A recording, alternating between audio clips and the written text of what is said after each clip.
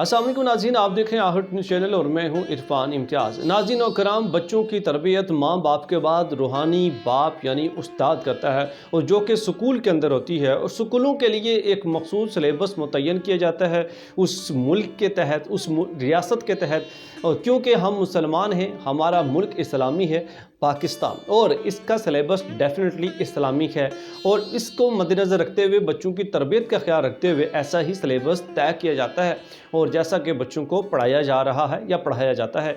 लेकिन अफसोस का मकाम उस वक्त होता है कि जब हमारे इस्लामिक इक़दार में या रवायात में या इस्लामिक सिलेबस में इतनी बड़ी मिस्टेक्स आ जाएं जो कि बच्चों की बुनियाद का सबब बने, तो वो एक लम्हे फ़िक्रिया बन जाता है। बिल्कुल एक ऐसी ही एक बात सामने आई है, एक ऐसा ही वाक़या सामने आया है। जी बिल्कुल, तर्जुमान अहले सुन्नत जमात पाकिस्तान मुफ्ती अब्दुल वहीद जिलाली की जानिब से एक मिस्टेक सामने लाई गई है, और वो मिस्टेक ये है कि क्लास 4 की उर्दू की किताब है कि जिस पे हज़रत अब्दुल्ला बिन उमर रज़ियल्लाहु अन्हु का नाम लिखा गया है, और उसके आगे 4 ऑप्शन लिखे गए हैं। मतलब उनका किस मज़हब से ताल्लुक़ है, ये पूछना मकसद था बच्चों से कि बच्चे जो है उसके लिए अपना दुरुस्त इंतखाब कर सकें, जिसको हम मल्टीपल चॉइस कहते हैं। मल्टीपल चॉइस या MCQs का एक सेगमेंट होता है, एक ऑप्शन होता है, जो कि बच्चे उसको फिल करते हुए अपने नॉलेज को गेन करते हैं। तो ये हज़रत अब्दुल्ला बिन उमर रज़ियल्लाहु अन्हु का नाम लिखा गया है, और उसके आगे अफसोस के साथ कहना पड़ता है कि 4 मुख्तलिफ मज़ाहब के नाम लिखे गए, जिनमें पहले नंबर पे या पहला ऑप्शन जो है वो ईसाई है, दूसरा ऑप्शन जो लिखा गया है वो यहूदी लिखा गया, तीसरा ऑप्शन जो लिखा गया वो हिंदू लिखा गया, और चौथा ऑप्शन जो लिखा गया वो सिख लिखा गया।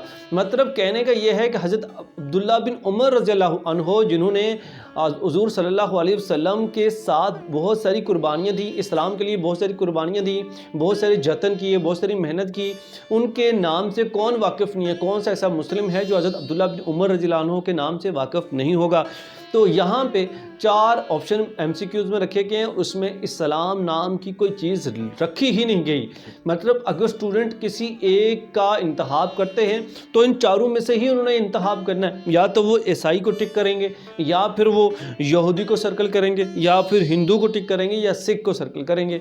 तो इस तरह से जो हमारे बच्चे हैं, जो कि अभी ग्रोथ कर रहे हैं, जो कि बढ़ रहे हैं, उनके इल्म को गुमराह करने के मुतरादिफ है हज़रत अब्दुल्ला बिन उमर रज़ियल्लाहु अन्हु के MCQs के सामने इस्लाम का या मुसलमान होने का कोई ऑप्शन रखा ही नहीं गया।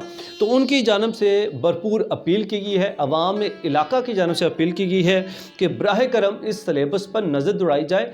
और क्या वजह है कि अफसोस का मुकाम होता है कि आप जब सिलेबस को फाइनलाइज करते हैं तो क्या इन चीज़ों को रीड नहीं करते, या दोबारा से इन पर जो है वो नज़र नहीं दौड़ाई जाती कि आपने दुरुस्त लिखा है या गलत प्रिंटिंग हुई है।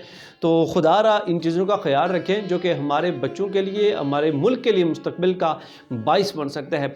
इसके साथ ही अपने मेज़बान इरफान इम्तियाज़ को दीजिए इजाज़त। अल्लाह ने के